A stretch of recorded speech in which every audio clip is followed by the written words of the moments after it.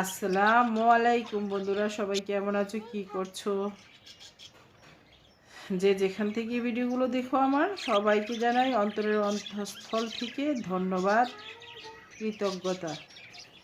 দেখো কত মিষ্টি মিষ্টি পাখি, তাই তোমাদের জন্য ভিডিও করে নিয়ে আসলাম, তোমাদেরকে দেখাবো বলে, তোমাদের সঙ্গে শেয়ার করব বলে। আজকে একটু খাঁচার পাখিদের দিকে তাকাচ্ছিলাম। পাখিগুলো কত ছোট কিন্তু কত চঞ্চল, খাঁচার ভিতর থেকে ওরা ডানা ঝাপটায়, গান গাই, দেখলে মনটা একদম ভালো হয়ে যায়।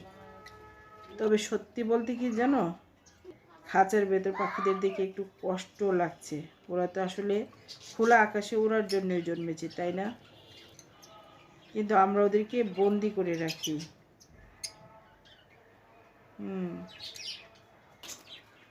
তবে আমরা ওদের কাছে রাখি, ভালোবাসি, যত্ন করি, এটাও এক ধরনের ভালো লাগা।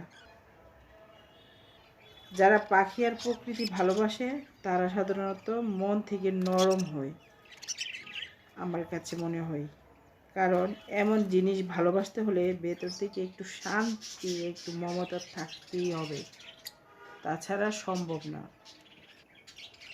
পাখিদের দিকে তাকালে মনে হয় জীবনে যত ধৈর্য থাকুক না কেন, একটু থেমে গিয়ে সরল আনন্দগুলোকে একটু উপভোগ করা দরকার। তোমাদের কাছে কি মনে হয় বলো তো?